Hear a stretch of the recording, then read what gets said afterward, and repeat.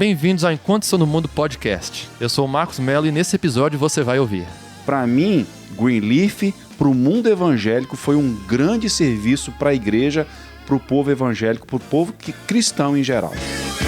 Eu tive uma perspectiva também que a série despertou em mim de buscar entender mais ainda quem é o meu Messias. Porque como ele traz diferentes perspectivas, me desafiou a entender como que é o meu Messias, né? Ótimo. Porque se eu fiquei confuso em algum momento, eu preciso então entender mais quem é o Jesus, né? O bacana dessa série para mim foi descobrir um pouco mais sobre as outras religiões. E vou te falar, encontrei pontos de contatos em todas elas também, onde o evangelho já até chegou.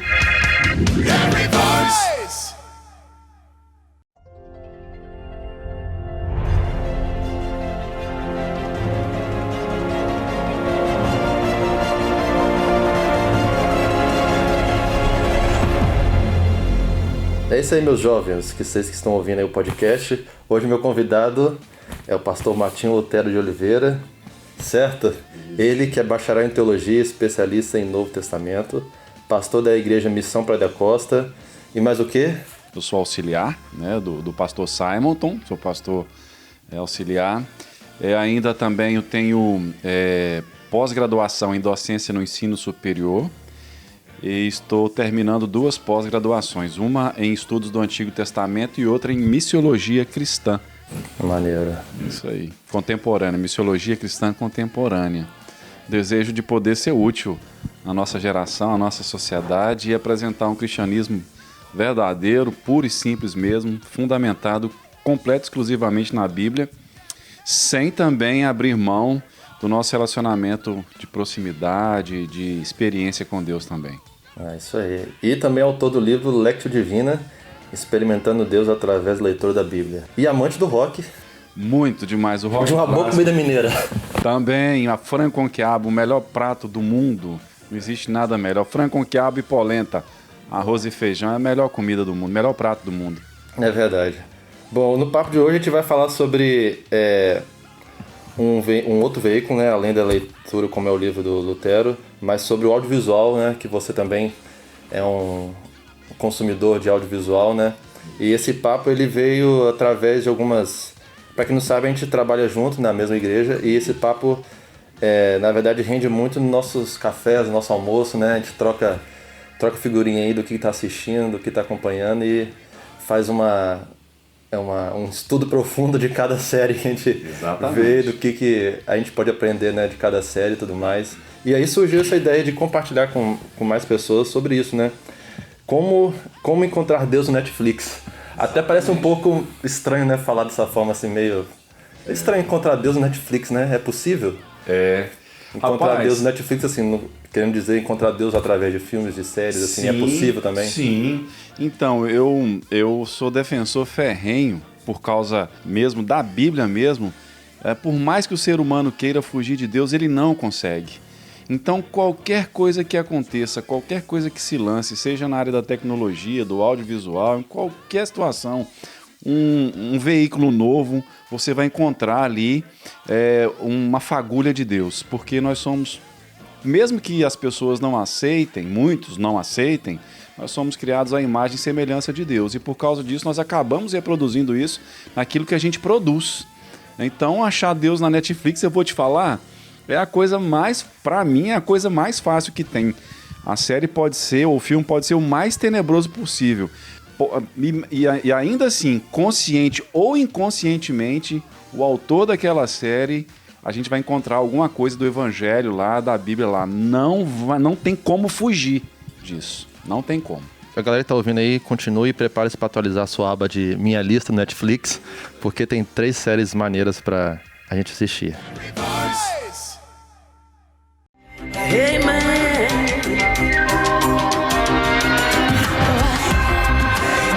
E o primeiro, que eu acho que aqui a gente gosta bastante, que é o Greenleaf, que é da Netflix, de 2016.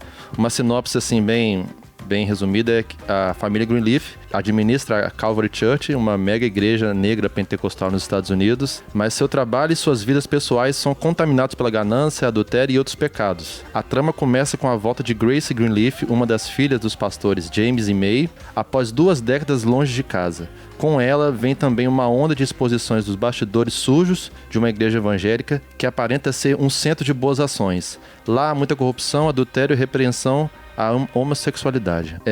Até assim, umas 3 curiosidades sobre a série é que ela foi veiculada nos Estados Unidos pelo canal da apresentadora Oprah Winfrey, né? Que também é uma personagem da trama. A série se tornou um sucesso também no Brasil, chegando a ser uma das 10 séries mais vistas. E são 5 temporadas, total de 60 episódios, uma média de 40 minutos cada. Pra você, o que você achou da série, assim, de uma forma generalizada? Eu achei muito visceral, né? Seria uma palavra, assim, bem adequada para Greenleaf. Eu a achei visceral porque ela, de fato, descreve uma realidade. Infelizmente, principalmente nesse meio em que a mega church, a mega igreja tem contaminado, vamos dizer assim, ou vamos dizer contaminado, me desculpa, mas assim, tem se espalhado, né, mundo afora, e infelizmente ela descreve uma boa e uma grande realidade. Só lembrando, a Oprah foi criada no Evangelho, né? Uhum. E ela também participa da escrita da série, ela dirige também algumas partes, né? Então ela falou com bastante conhecimento de causa. De quem viveu dentro da igreja, né? Viveu dentro da igreja e viu isso e tem conhecimento disso.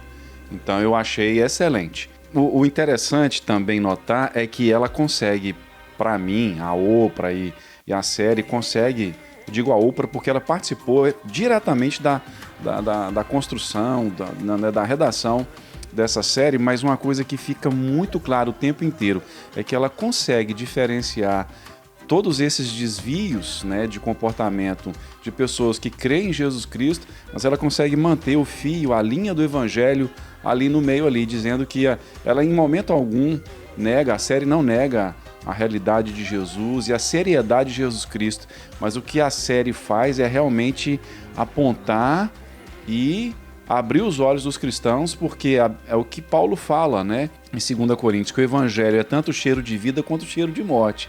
Vai depender da nossa atitude.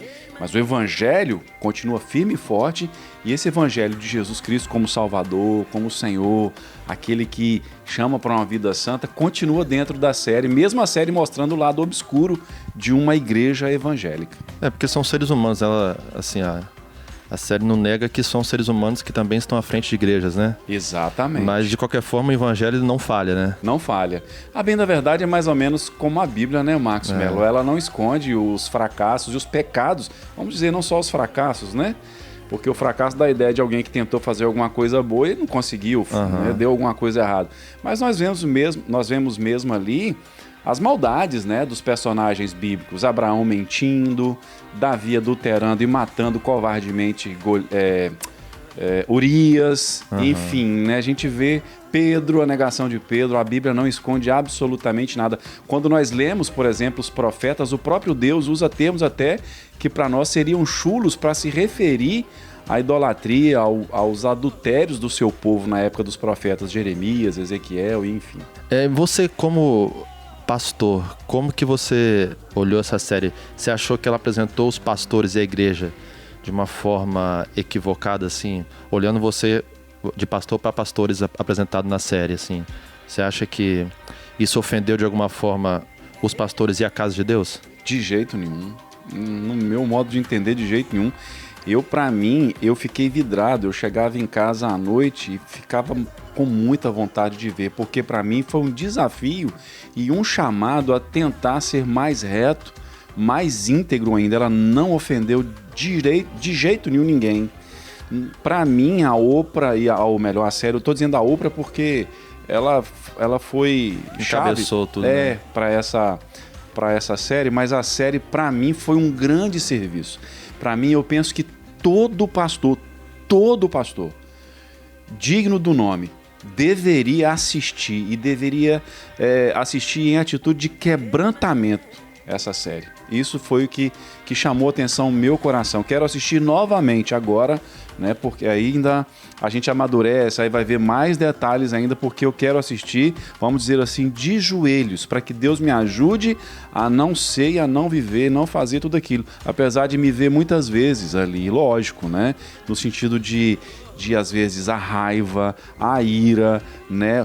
Os desejos descontrolados do meu coração. Então, para mim, foi uma grande advertência. Para mim, Greenleaf, para o mundo evangélico, foi um grande serviço para a igreja, para o povo evangélico, para o povo cristão em geral. Além de pastores, assim, e líderes na igreja, essa série serve para quem, assim? Para os fiéis também? Você acha que os fiéis deveriam assistir? Sim, muito mais, muito mais.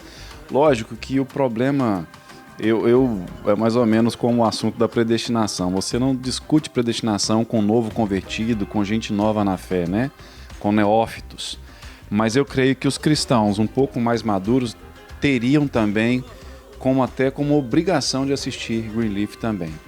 Creio que faria muito bem assistir sendo acompanhado pelos seus pastores, perguntando. Eu indicaria isso. Na verdade, eu indiquei para muitas pessoas aqui para assistir, para minha família, né, para os meus irmãos, e eles ficaram também impactados. Foi muito bom. Eu creio que deveriam também. Acho que ajuda no crescimento, porque muitos esperam líderes quase que semideuses, assim, perfeitos que não erram, né? E o Greenleaf me ajudou muito a ver que, apesar de tudo, né, apesar das nossas montanhas de pecados, sim, a gente é a misericórdia de Deus que dirige a Igreja de Cristo, né? Inclusive, Marcos, me permita bem rapidinho, em 1 Reis, capítulo 13, tem a história de um profeta novo que vai dar uma mensagem. Deus foi dar uma mensagem a Jeroboão no reino de Israel, o reino do norte. E Deus diz, você vai lá, dê a mensagem, volte para sua terra, volte por outro caminho, você não beba nem água lá. Ele faz isso, aí um profeta mais velho, já aposentado lá do reino do norte, Israel, vai atrás desse profeta, fala que ele teve uma visão de um anjo, que o anjo dizia que ele tinha que voltar, porque Deus falou ao anjo, e o anjo falou para esse profeta velho que o profeta novo tinha que voltar do seu caminho para comer lá na casa dele. Esse profeta novo acredita, volta, come na casa do profeta velho. O profeta velho fala, olha, você desobedeceu ao Senhor. E depois ele foi disciplinado duramente, esse profeta jovem, né? Uhum. E esse texto, uma das coisas que ele mostra para nós é exatamente isso. A Bíblia está ali nesse texto mostrando para nós que nós temos que ficar com a mensagem de Deus e não com a vida daqueles que pregam o Evangelho. Me permita que lembrar um pedacinho interessantíssimo da história da igreja, mas os puritanos, quem fala mal dos puritanos hoje é porque não conhecem, precisam conhecer para pararem de falar mal e usarem mal o termo, mas o puritanismo inglês, no final do século XVI até o fim do século XVII, produziu homens de Deus, cheios do Espírito Santo, que ajudaram na reforma da igreja na Inglaterra como um todo. E um deles dizia o seguinte, por que um ser humano tem que pregar o evangelho, já que o ser humano é tão cheio de defeitos e de falhas? Por que não um anjo? Aí ele explica, porque o ser humano tem mania de adorar anjo. Se um anjo aparecer, a gente vai querer adorar, igual Daniel fez, igual João fez, né? E esses anjos mesmos não deixaram, e a Bíblia proíbe culto aos anjos em Colossenses. Então não pode ser Deus também, porque se Deus aparecer aqui agora glorificado, nós não temos condições de receber, de abarcar a grandeza de Deus. Então o evangelho tem que ser pregado por homens, porque é a mensagem do evangelho que transforma a nossa vida. E é um homem que pode comunicar para o outro homem sem nenhum dos dois ter prejuízo, né, dessa manifestação da grandeza do evangelho, como Paulo fala, que está em vasos de barro. O evangelho está depositado em nós. Então é a mensagem do evangelho que nós ficamos e não com as pessoas que pregam o evangelho. Lembrando da Bíblia também, maldito o homem que confia no homem. Ou seja, nós temos que amar o homem, amar a nossa liderança e respeitar, mas confiar na perfeição delas ou nos confiar na perfeição delas de jeito nenhum, porque Greenleaf vem para mostrar para nós que o ser humano, por mais que ele lide com as coisas de Deus, ele ainda é imperfeito, isso está claro na Bíblia, a Bíblia não esconde isso também. De pecador para pecador, né? De pecador para pecador. Isso aí, então você assiste aí o Greenleaf com esses pensamentos, com esse olhar, né? E com certeza você vai ser tocado assim e vai olhar toda a nossa comunidade cristã de forma diferente. Isso, assim. vai ter sua fé edificada. Fé Eu espero edificada. que ao invés de suscitar o hipócrita, o malandro hipócrita que existe dentro da gente, de condenar os crentes, tá vendo? Igreja evangélica não presta, tá vendo? Muito pelo contrário. Para mim, me deu desejo e me envergonhou no sentido de me fazer buscar mais a Deus, levar com mais seriedade meu casamento, o fato de ter uma mãe de 86 anos de idade, de ter filhos, de ser pastor, de auxiliar um grande pastor, de lidar com meus irmãos, de trabalhar com vocês aqui, Marcos, ter me desafiado a querer ser mais próximo de Jesus, ser mais obediente à Bíblia, ser mais semelhante a Jesus. É isso aí. Um interessante paralelo antes de a gente encerrar é na abertura de Greenleaf, ele resume mais ou menos a caminhada, né, da igreja evangélica, principalmente liderado por negros. A abertura da série conta um pouco sobre isso, né? Ele desde o momento da escravidão até a ascensão na liderança de igreja. Eu acho muito interessante essa abertura isso da série. Outro ponto interessantíssimo, porque para quem eu fiz um curso online, aproveitei essa pandemia, oferecido pela Universidade de Harvard, falando das escrituras, o cristianismo segundo as suas escrituras, que no caso essas escrituras é a Bíblia, né, são a Bíblia. Uma das coisas que esse curso me deixou muito claro foi o papel social importantíssimo da Bíblia a respeito dos negros, a respeito dos direitos dos negros nos Estados Unidos, porque eles liam a Bíblia, as comunidades cristãs, as igrejas, as batistas principalmente, que liam o texto bíblico e viam ali uma promessa de Deus de liberdade para eles, entendeu? Extremamente bacana. Para mim, Greenleaf é um divisor de águas na minha vida. Ela veio num momento assim especialíssimo da minha vida, como pessoa, como gente e como pastor, como teólogo também.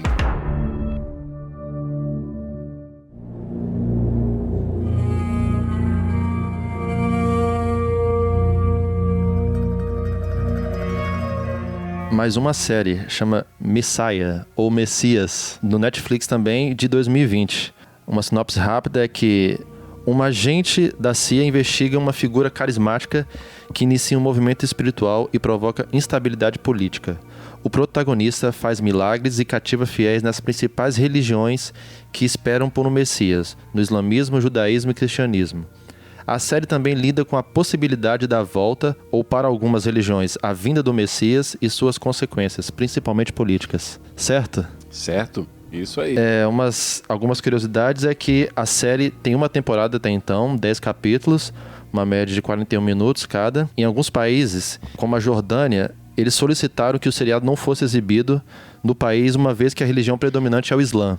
E boatos que, devido às polêmicas religiosas causadas, a produtora decidiu não fazer por enquanto a segunda temporada. Quem assistiu até o final vai ficar com essa incógnita na cabeça de qual a intenção do escritor de apresentar esse Messias. Então, assim, para o ouvinte, Lutero, que não sabe quem é um Messias, de forma assim resumida, quem seria o Messias no judaísmo, no cristianismo e no islamismo? Assim, qual que é a figura em cada religião dessa? Bom, eu espero ter entendido direitinho sua pergunta, né? Eu penso assim, a partir da série, o autor faz um Messias, faz um Frankenstein de Messias. Ele pega um pouco de elementos do judaísmo, do cristianismo e do islamismo para fazer aquele Messias lá, que nós veremos ali. Ele faz uma mistura, né? Muito interessante a gente ver isso. Eu já acho Greenleaf tranquilo, muito tranquilo a série. Já o Messias, ela já é mais intrincada nos objetivos, nas motivações do autor da série. Né? Para gente que tem a noção mais ou menos do que é o Messias para o judeu. Para o judeu, o Messias ainda não veio. Para nós, os cristãos, o Messias já veio. É o Deus que se encarnou na segunda pessoa da Trindade, que é Jesus Cristo, nosso Senhor e nosso Salvador. Ele veio dar cara para Deus, porque o nome Deus acaba sendo vago, né? Então, o cristianismo não é vago. O nosso Deus, Jesus, é a expressão exata do Deus Criador, do Deus Todo-Poderoso e Todo-Soberano. Então, para nós, esse Messias já veio. E nós queremos que ele virá de novamente, né? Voltará, isso aí, virá novamente, né? Agora, e a Bíblia fala em João, agora não mais como o Salvador, mas como o juiz. Né? Isso é fato. Isso é um fato, e a própria vida mostra isso para nós, que existem julgamentos diários. E a falta de não exercerem julgamentos e disciplinas, isso cria um mundo anárquico, né?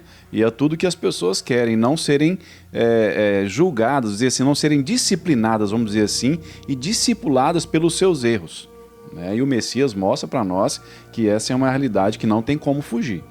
E no islamismo nós vemos que eles já têm o Messias, eles têm lá o Maomé, que é o grande profeta deles, né? E o Deus deles é Alá. E diga-se de passagem, quando você lê o Alcorão, você vai ver que as características que são atribuídas a Alá não podem ser encaixadas absolutamente, comparadas absolutamente com o Deus bíblico, que é o Deus criador de todas as coisas que nós recebemos e cremos assim, né? Alá e o Deus da Bíblia, que se manifestou, que se apresentou, que viveu entre nós em Jesus durante 33 anos, são diferentes, mas a série a Messias tenta fazer uma amálgama disso aí, fazer uma mistura disso aí, né? Acaba que no decorrer da série, pessoas dessas 3 religiões são cativadas por esse Messias, né? São. Tem um pastor, tem o pessoal lá da região do Oriente Médio. Isso, que, né? Inclusive o pessoal do Oriente Médio são aqueles 2 meninos, os 2 rapazes, que um depois acaba se tornando homem-bomba, lembra? Sim. Então, os meninos, os mais novos, é que são cativados por esse Messias, né? Que são os islâmicos. Aí os hebreus têm uma briga ferrenha com ele, na pessoa da detetive, do outro rapaz lá, que tem a menininha, que curiosamente o chama de Aba. Lembra? Sim. A palavra Aba está em Gálatas e está em Romanos. Paulo usa para mostrar o nosso relacionamento com esse Deus que veio através do Messias, que é Jesus, que é um relacionamento de pai para filho. O islamismo não apresenta isso, de pai para filho. O Alá não é pai para o muçulmano, entendeu? Ele é um Deus rígido, né? A série é riquíssima também, teologicamente falando e, obviamente, socialmente, politicamente falando. E aí, claro, todos os desdobramentos que vêm das questões sociais e políticas que vai envolver. Principalmente políticas, né? Principalmente política. Aí vai envolver tudo, vai envolver economia, educação. Fantástico. Assim, na sua opinião, aquela forma fictícia, né, da série, quem é aquele Messias até o final da série pra você? Aquele Messias está mais próximo de qual? Rapaz, então, eles fizeram uma grande misturada, né? Ele não pode dizer que ele está mais próximo de um ou de outro, porque você vê, uma hora ele faz milagres, né? Depois a gente descobre que ele pega um avião para sair da Palestina, da Jordânia e aparecer nos Estados Unidos. Ele se teletransporta, né? Então assim, no final a série acaba com ele ressuscitando o algoz dele, o judeu que o odiava, me fugiu o nome dele, né? Do personagem lá. Então assim, não dá para dizer, Marcos, pelo menos para mim agora, vou tentar assistir novamente, né? Para ver se eu consigo identificar quais são os pontos de contatos mais próximos dessas 3 religiões. Mas o fato é que é uma grande mistura mesmo. O autor parece-me que tenta respeitar todas as 3, encaixar esse Messias dentro das 3 religiões monoteístas, né? Uhum. Mas ao mesmo tempo ele tem críticas, e críticas sérias a respeito de cada uma das representações do Messias ali. Lembrando que no cristianismo, para nós, toda a crítica que se faz ao Messias cristão ali, nós, os cristãos, precisamos entender que não é uma crítica essencialmente a Jesus, mas a forma como os cristãos representam o cristianismo. E aí sim, na perspectiva cristã, de alguma forma ele tipifica os falsos profetas, daqueles que a Bíblia diz assim, ou realmente aquilo é bem fictício, não tem nada a ver com o que esses falsos profetas que a Bíblia diz? Não tem. De fazer milagres, de aparentar ser, né, uma pessoa quase Deus, né?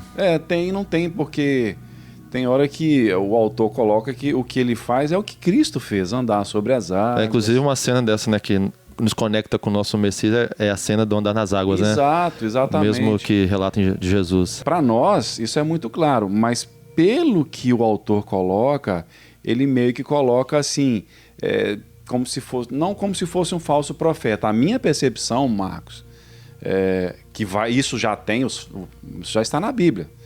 As cartas de João mostram para nós que já haviam falsos cristos mundo afora, né?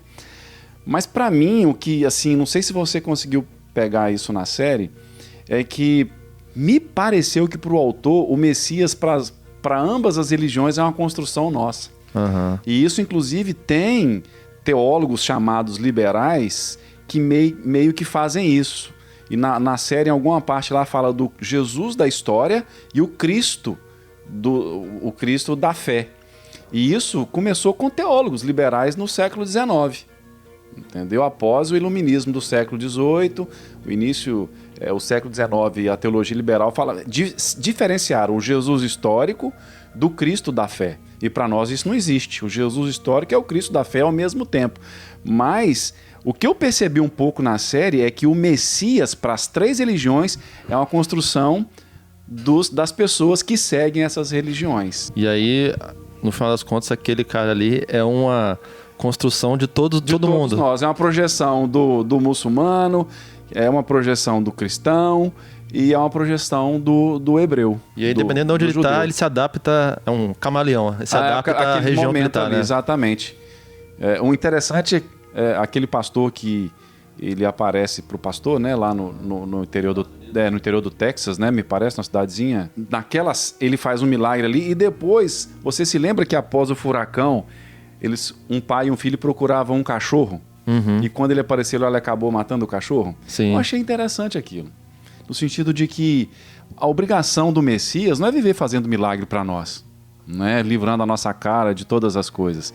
Então ele coloca isso. Para mim é que esse lance do Messias ali no filme, fazer um milagre, não deixar uma igreja cair, mas depois ir lá matar um cachorro, que era muito fácil, muito mais fácil, ali ele coloca, para mim, uma verdade bíblica, que Deus se revela agindo, se mostrando, mas se revela muitas vezes ocultando e fazendo algo que é contrário também ao desejo do nosso coração. Isso é bíblico. Nós temos que aceitar isso. E para quem e por que assistir Messias, você acha? Para quem que é essa série? Diferente de Greenleaf, como você falou, não é uma série assim tão leve assim de conteúdos, né? Já o Messias, eu promoveria, eu penso que estudantes, universitários fariam, se assistissem com o espírito de humildade. O problema é que a gente vive numa geração que acha que sabe tudo, né? A geração mais nova. Mas assim, eu adoraria, por exemplo, assistir o Messias com jovens da igreja. Entendeu? E que pudessem convidar os amigos deles, céticos, ateus, para após cada episódio a gente pontuar historicamente, teologicamente, filosoficamente, historicamente, né? A cada episódio. Eu amei o primeiro episódio, que ele começa na escada da mesquita de Omar, né? Do Domo da Rocha, lá onde foi construído o Templo de Jerusalém. Eu amei aquilo. Muitos, o Gosto falou, muitos jovens às vezes deixam de ler a Bíblia, né? Uhum. Para ver série ou buscar Deus através de músicas, de outros veículos. Isso. Né? E não acabam conhecendo realmente o que é a palavra, que é a verdade, né? Eu penso que para nós você tocou num assunto muito sério, seríssimo. Nós não temos como exigir da nossa geração demais e esperar. Melhor, exigir podemos, não podemos esperar que eles leiam muito a Bíblia, mas eles vão ler a Bíblia de que jeito? Numa série como essa. Aí por isso que eu falo, a gente promover um debate, assistir, ver e falar, isso aqui é assim, isso aqui se encaixa na Bíblia, isso não se encaixa, isso está certo, isso está se referindo ao islamismo, olha como é o islamismo aqui, porque a série faz isso. Ele mostra o islamismo, os homens mais velhos, né, incentivando os mais novos, por exemplo, a se matarem porque terão 5 virgens no paraíso. E segundo eu fiquei sabendo, o povo oriental, quando gosta de mulher, gosta bastante. Então isso, só que são os jovens, porque as virgens teriam a mesma idade do jovem. O velho não tem nenhum homem bomba idoso, porque ele não vai querer mulheres na mesma idade dele.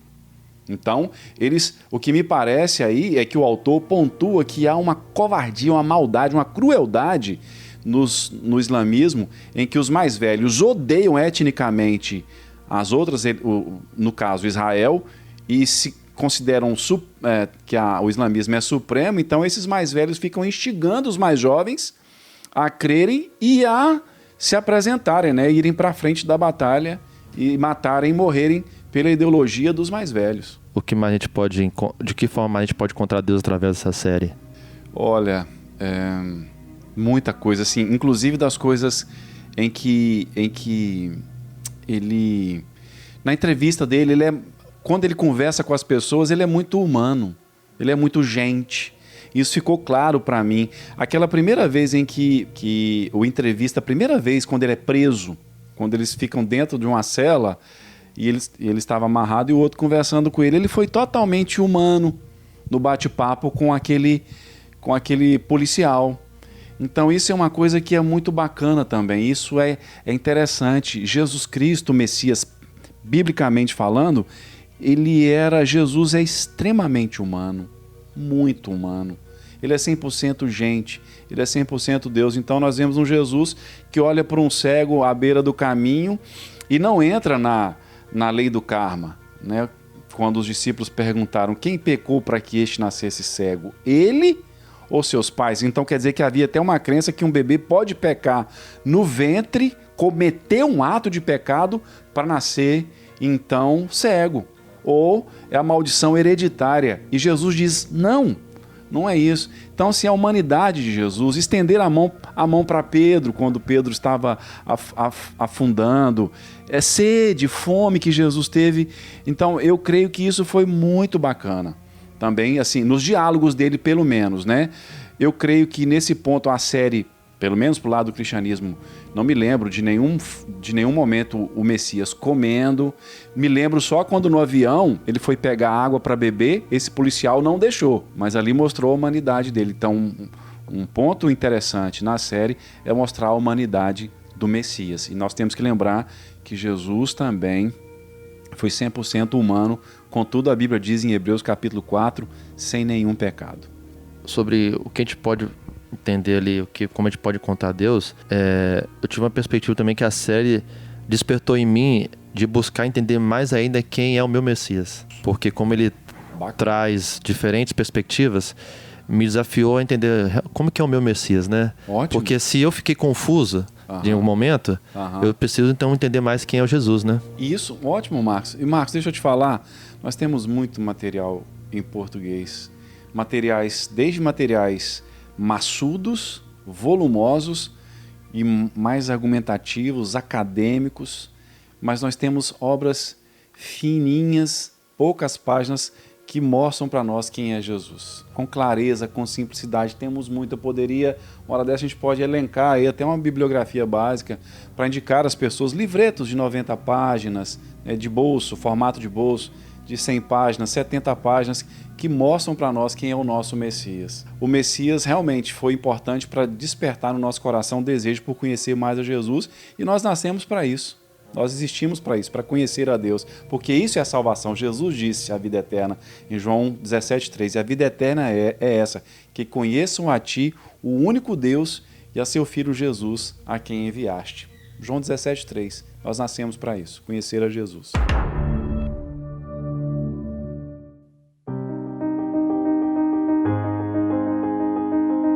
Então vamos pro último aqui, que já é um documentário, que é A História de Deus. Fantástico. Netflix também, em 2016. A série documental é estrelada pelo ator Morgan Freeman. A série nasceu com o objetivo de uma reflexão e relação mais íntima sobre a divindade, buscando encontrar pontos de aproximação em diferentes religiões e crenças, e de entender um pouco como as principais religiões do mundo interpretam algumas grandes dúvidas do ser humano. Neste documentário você vai encontrar alguns episódios que falam sobre quem é Deus, a criação, o fim do mundo, a vida após a morte, o céu e o inferno, entre tantos outros através de diferentes perspectivas. Algumas curiosidades é que o Morgan Freeman, que é o cabeça aí, já interpretou Deus no cinema, né? No filme O Todo-Poderoso. Todo-Poderoso, isso. Apesar de estar na Netflix, A História de Deus é original da Nat Geo Channel. Tem 3 temporadas, total de 15 episódios, uma média de 50 minutos cada. E foi uma indicação sua essa série pra mim. O que você pode nos contar, assim, o que você achou dessa série documental? Rapaz, eu também gostei muito pelo fato de, principalmente pelo fato de descobrir o que as outras religiões propõem e pensam sobre a divindade, vamos dizer assim, né? E, por exemplo, o hinduísmo mesmo, a Índia tem sido exposta ao evangelho de Cristo desde Tomé. O estado de Kerala é um estado cristão, no sul da Índia. E quem evangelizou a Índia foi a igreja jacobita, que é a igreja que Tomé pastoreava, e ele foi ser missionário na Índia. Então a Índia é exposta ao cristianismo há 2000 anos, então, praticamente, né? E a série mostra que o hinduísmo é muito forte nela, né? Assim, o hinduísmo? Sim. Os rituais são diários, né? São grandes festivais, toda, né? Isso, e eles reconhecem o cristianismo. Inclusive, alguns falavam, não, a gente comemora assim, mas o cristianismo faz assim. Tudo isso mostra a exposição da Índia e do hinduísmo ao cristianismo desde Tomé e depois de grandes nomes, como William Carey e outros missionários que viveram na Índia, né? Henry Martin e tantos outros que foram missionários lá e pregaram o evangelho lá. Então, assim, o bacana dessa série para mim foi descobrir um pouco mais sobre as outras religiões. E vou te falar, encontrei pontos de contatos em todas elas também, onde o evangelho já até chegou, já até passou. O próprio hinduísmo é a prova disso. E aí o que essa série mostrou para mim também é a dureza do coração humano. A gente ouve a verdade, mas a gente ainda prefere construir os nossos ídolos, né? É verdade. Eu fiquei muito assim admirado com a força principalmente do hinduísmo, né? Na Índia, assim como no Brasil a gente tem diversas festividades e eventos voltados para o cristão, lá na Índia é muito forte essa coisa do hinduísmo. São rituais diários, festas, locais específicos, né, como o rio lá, né? Isso, o Rio que Ganges, mostrou. Essa questão de mostrar também, por exemplo, né, tem episódios que falam sobre a criação, o fim do mundo, a vida após a morte e tudo mais. Deuses entre nós também, né? Como muitos acredito que tenham, né? Isso, muito interessante. Mostrou as menininhas lá, né, que se tornavam deusas num país oriental também. E a partir acho que a partir do momento que elas se menstruam, alguma coisa assim, não sei, elas deixam de ser deusas, Deixam de ser deusas. É bem interessante assim. Elas não podem sorrir. Eu achei aquilo um absurdo. Assim, cara, essa ideia de que Deus não tem senso de humor, ela é insistente. E a gente vê o filme também, O Nome da Rosa, que é um filme antigo, mas a trama do filme toda passa por isso, porque descobriram um livro que tinha piadas e os monges não podiam rir, porque Deus não ri. Sabe? E isso insiste, aí vem a confissão de fé e descreve um Deus também rígido, duro, a confissão de fé de Westminster, desculpa, no século XVII. Já no século XVII, ainda isso insiste. Cara, se tem uma das coisas que eu mais tenho certeza que Deus tem, é senso de humor. Mas sim, é uma série que também, uma outra coisa que eu achei interessante foi as falas do Morgan Freeman, assim, na introdução e no encerramento. Ele dá uma... Isso. Ele faz uma...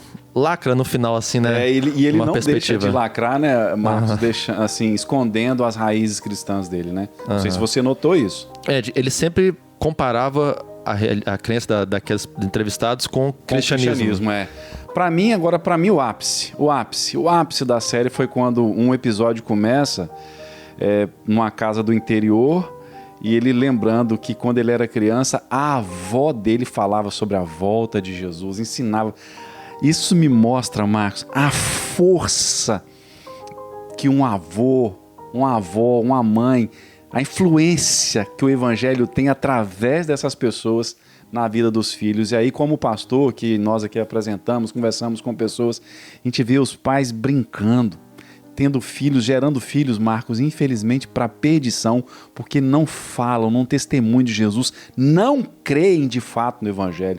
Mas aquilo, o ápice da série para mim foi aquilo. Foi quando ele falou da avó dele e outro, ele disse com respeito, ele disse até com uma veneração boa, né? Boa a respeito dos ensinos da avó, que era uma negra, que viveu tempos de escravidão nos Estados Unidos, obviamente, né, de segregação terrível, mas a fé dela em Jesus Cristo estava intacta.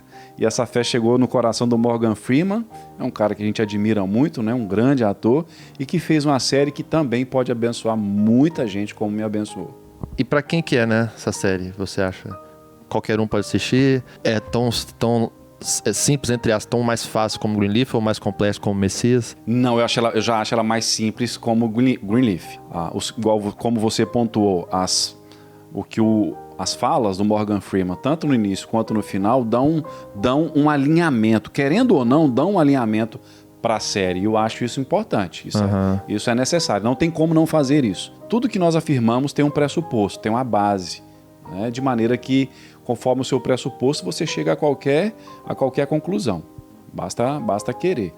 Então, esse direcionamento que dá faz com que a série seja tranquilíssima de assistir e de entender. E como que podemos, assim, de forma mais direta ou não mais sutil, encontrar Deus, assim, nessa série, por mais que chame a história de Deus, né? Para mim, por exemplo, algumas explicações de alguns temas de algumas outras religiões fica muito vago, assim. As explicações sobre tal assunto, eles explicam, mas não faz muito sentido, assim. Não faz muito sentido, É muito vago em comparar o que a gente crê que a Bíblia diz, né? Sobre cada assunto. Inclusive, o Morgan Freeman entrevista uma mulher hinduísta simpaticíssima e entrevista um homem, também de um alto grau lá, não me lembro, no hinduísmo, muito simpático também.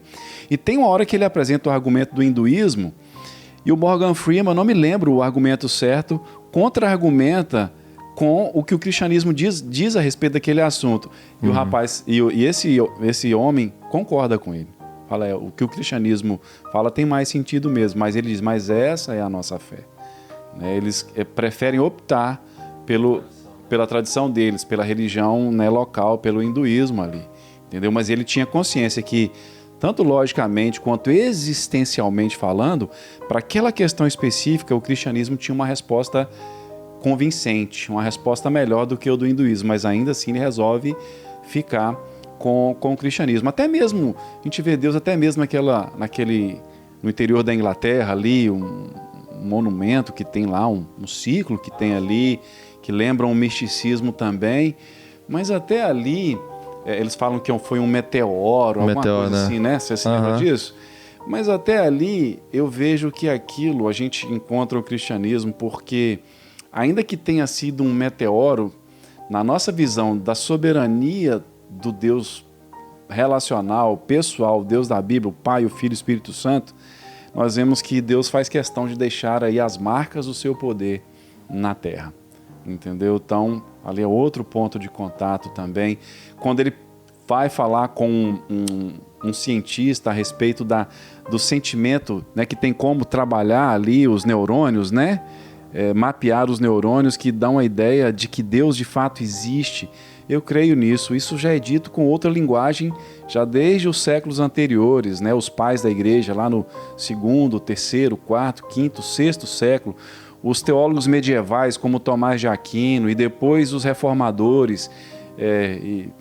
Podemos resumir aqui que quando Calvino diz que nós temos dentro de nós a semen religiones, ou a semente da religião, e ele diz ainda mais, ele fala dos sensus divinitatis, né, o sentido da divindade. Todo ser humano nasce com esse sentido de que existe uma divindade.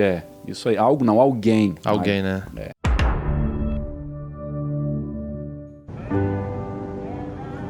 Desde os primórdios da humanidade, ao longo dos séculos, em diferentes culturas, nós rezamos. Porque, em tempos difíceis, recorremos a um ser superior. O que nos faz acreditar em algo maior do que nós mesmos? E por que até os céticos se pegam orando em voz baixa de vez em quando?